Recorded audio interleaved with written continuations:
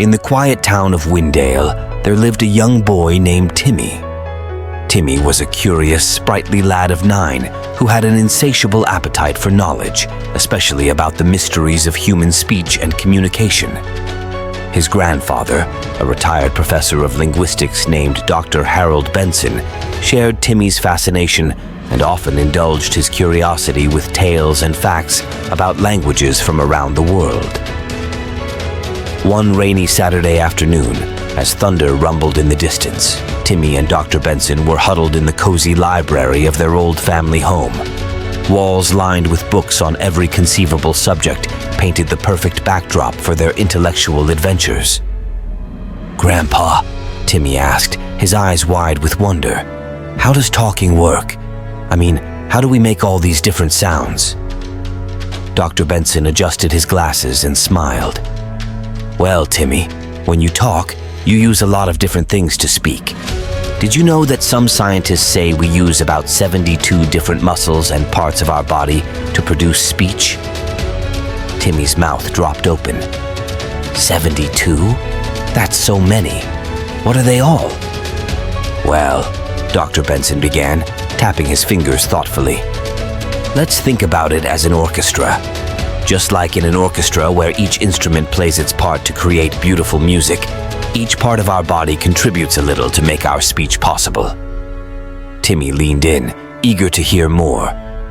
"First, we have our brain, which is like the conductor, deciding what we are going to say and how we say it. Then there's our lungs. Think of them as the bellows that pump air. The air is crucial because it's the force that helps create sound." Timmy nodded, processing each piece of information. "Next, the air goes through the trachea, or windpipe, and reaches the vocal cords. These are like violin strings that vibrate to make sounds when air passes through them," Dr. Benson continued. "What about when we change how loud we are, or our pitch?" Timmy asked. "That's where the vocal cords are really amazing. They tighten up and loosen to change the pitch and volume. And above the vocal cords, you have something called the larynx, but many people call it the voice box." Timmy was amazed.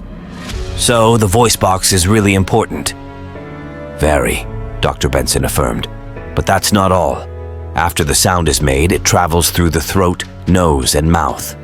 Here we have the tongue, teeth, and lips, which help shape the sounds into words. They are like the artists of the orchestra, painting the air with words. And don't forget," he added, "muscles and bones in the face and neck, even the ones that let you smile, frown, or look surprised. They all play a part in how we speak."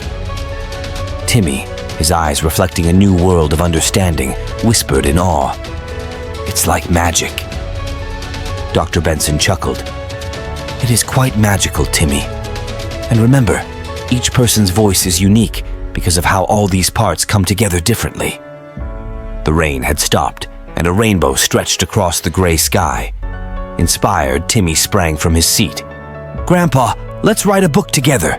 The Orchestra of Speech, the 72 Wonders of Talking." "We can share it at school," Dr. Benson beamed. "That's a splendid idea." And so, over many cups of cocoa and under many starlit nights, Timmy and Dr. Benson worked on their book. It was not only a journey through the anatomy of speech, but also a bond woven through shared curiosity and love for the mysteries of the human voice.